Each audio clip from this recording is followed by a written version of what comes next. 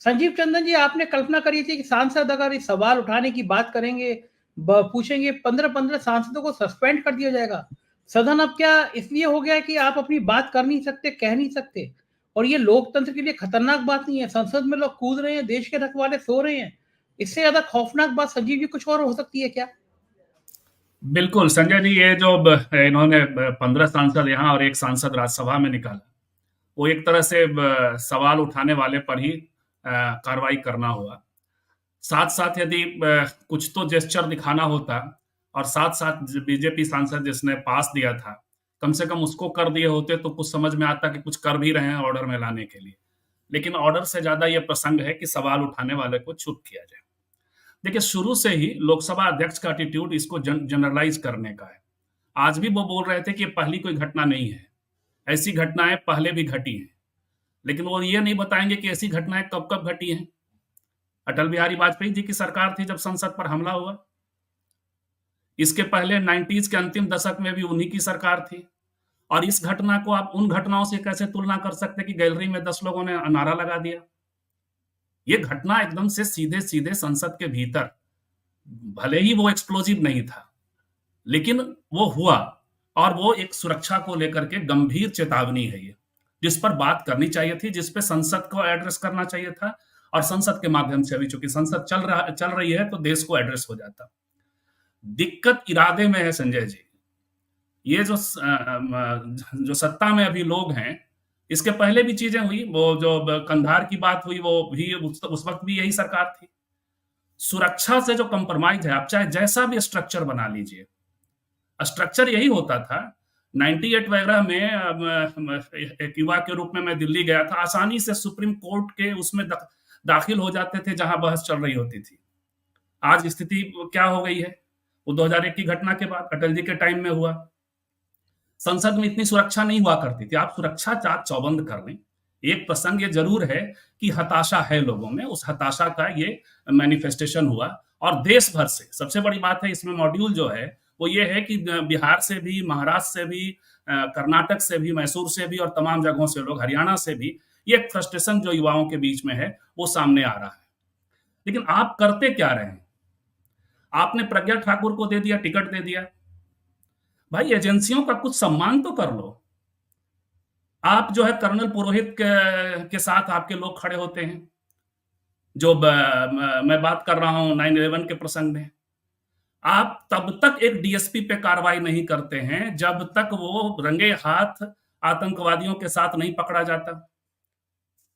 और आपका उसकी चर्चा अफजल गुरु ने अपने डायरी में कर रखी थी, इसी संसद के हमले से जुड़ा हुआ मामला था। तो ये है क्या? और फिर इस बार जो है, आपने उस यदि उसके पहले यदि इंक्वायरी कर, आज वो डीएसपी सर वहां टर्मिनेट हो चुका है, लेकिन आप, और इंक्वायरी भी उस प्रसंग में चल रही है, लेकिन तब चल रही है जब वो पकड़ा गया। और तब तक क्या हो रहा था? और वो कह रहा था हम एक मिशन पर हैं। तो सिस्टम में आप जब देखिए, आप मैसेज नहीं देंगे लोगों को, मैसेज आप उल्टा देने की कोशिश, जैसे अभी आपने कर दिया। मैं तो सुबह डर गया, मुझे जब किसी ने बताया संजय जी कि ये घटना घटी है, तो मैं डर ये रहा था कि कहीं इसमें कोई मुस्लिम नाम ना आ जाए।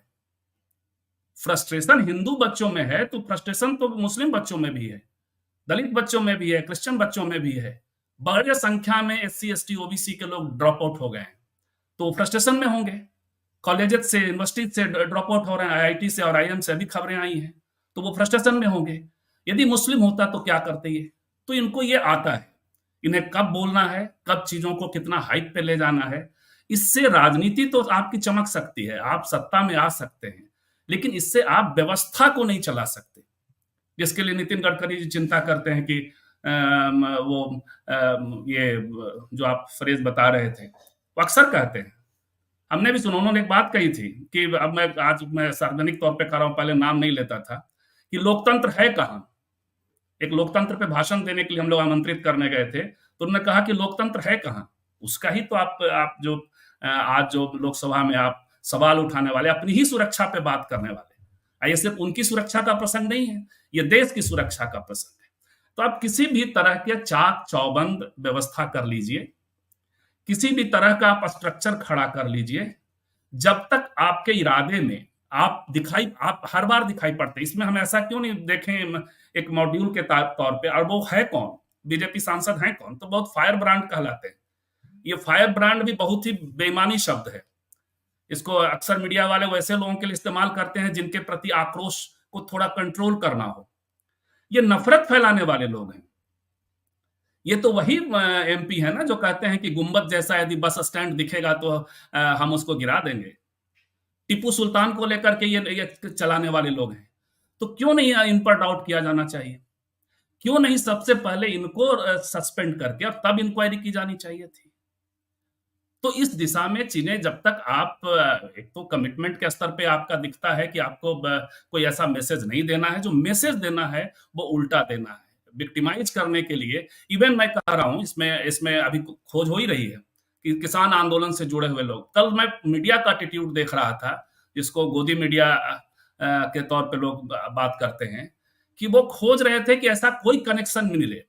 मुसलमान होता तो वही होता जो कोरोना में हो रहा था, जिसमें थूक और न जाने क्या क्या कहानियां लाई जा रही थी। तो चूंकि कोई मुसलमान मिला नहीं इनके सामने, कल मुझे सरजिल इमाम याद आ रहा था। सरजिल इमाम ने कौन सा भाषण दिया था संजय जी? आंदोलन करने वाले, हम लोग जो पुराने दौर से समाजवादी आंदोलन और कम्युनिस्ट आंदोलनों को देखते रहे, वो कितनी बार कहते हैं कि हम चक्का जाम कर देंगे, हम इसका कनेक्शन काट देंगे। कितनी बार हरियाणा से लोगों ने कहा है कि कनेक्शन काट दिया जाएगा दिल्ली का, लेकिन कभी ऐसी कार्रवाई। आज वो लड़का सिर्फ ये कहने के लिए यूएपीए से लेकर तमाम केसेस में बंद है पिछले 3 सालों से, कोई नाम लेवा नहीं है और बहुत पढ़ा लिखा, ऐसे ही लड़कों में से जिसका फ्रस्ट्रेशन सामने आया है, और वो बहुत पढ़ा लिखा लड़का, चीजों को समझने वाला, पॉलिटिक्स को समझने वाला, आज वो जेल में है। सिर्फ इसलिए कि उसने कहा कि हम आसाम को, वो चक्का जाम के सेंस में उसका भाषण है, हम सब ने, आपने भी भाषण सुना हुआ है। तो इनको कोई शत्रु मिला नहीं, इसलिए भाषण देंगे क्या, आकर बोलेंगे क्या संसद में अमित शाह? उनके सामने ये सवाल है, क्योंकि लौह पुरुष की छवि है। तब एक लौह पुरुष थे आडवाणी जी, संसद पे हमला हो गया हथियारों के साथ, और अब ये वाले लौह पुरुष हैं। पता नहीं सरदार पटेल जी की आत्मा, यदि आत्मा में जिसको विश्वास है कहीं होंगे, तो वो बड़ा रोता होगा कि हमारा सब रिप्लिका कैसा आ गया। पहला रिप्लिका थे आडवाणी जी, दूसरे रिप्लिका है, यदि मैंने डिटोरिएशन में ही कुछ रिप्लिका हो जा रहा है। तो कुल मिलाकर के संजय जी, मैं अंतिम बात ये कहना चाह रहा हूँ कि लोकतंत्र को खतरा है। लोकतंत्र के जो पिलर हैं, वहां तो जो खतरा हुआ सो सामने दिख ही रहा है। स्ट्रक्चरल खतरा भी है, और जो एक उस पे जो उसका जो पिलर है, उसका जो वैचारिक पक्ष है और उसका जो असर का पक्ष है, उस पर भी खतरा है संजय जी।